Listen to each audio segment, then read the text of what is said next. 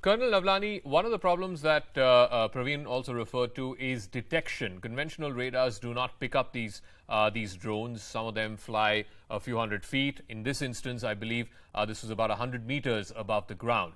Where are we technologically in drone detection capability, and also, more importantly, in electronic drone destruction capabilities?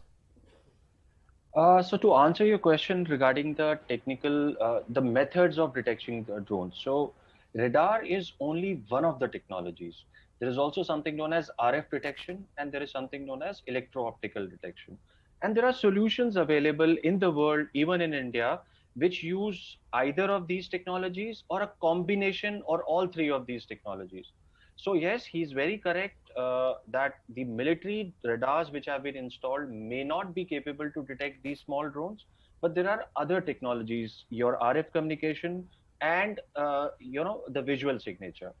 Now, to talk about how to counter these drones, well, broadly, there are two methods of countering it. One, what is known as a soft kill, and the second, which is known as a hard kill. Mm-hmm. So, soft kill is you break the control of the bird from where it is being flown, and that is by using jammers. Yeah. And the hard kill is that you actually detect the drone and you either through a projectile or through laser weapon or any other method. There are methods of even, throwing a kind of a net onto the flying object that you bring the drone down.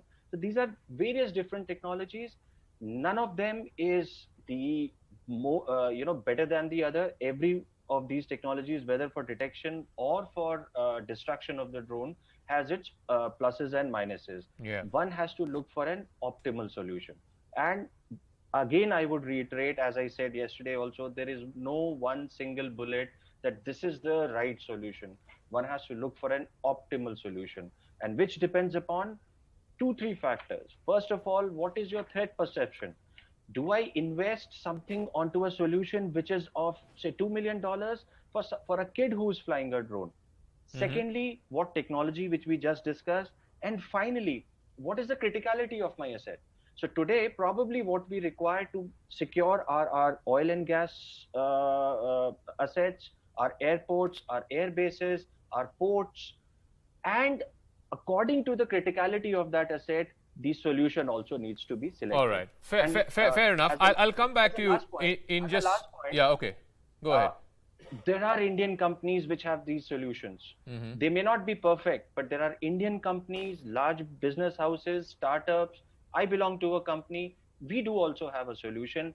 Only a push is required to implement those solutions. Okay, we'll come to that in 1 second. But one of the things that Colonel Navlani was referring to, this hard kill, actually happened today at Kaluchak, which is also in Jammu outside an army station, where early in the morning, two, again, suspicious, unidentified flying objects were brought down, physically shot at and brought down by the troop station there. But you can't possibly do that in every single instance. I mean, it just doesn't make sense. I'll give Colonel Navlani the final word, just in terms of the fact that, there is no physical evidence left behind other than the payloads that were discharged and that exploded.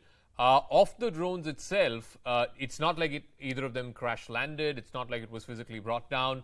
So how much does that make the job of investigators difficult to actually, if the job is to prove where it came from, let's say if it came from across the border, how do you prove that in the absence of the damn thing itself?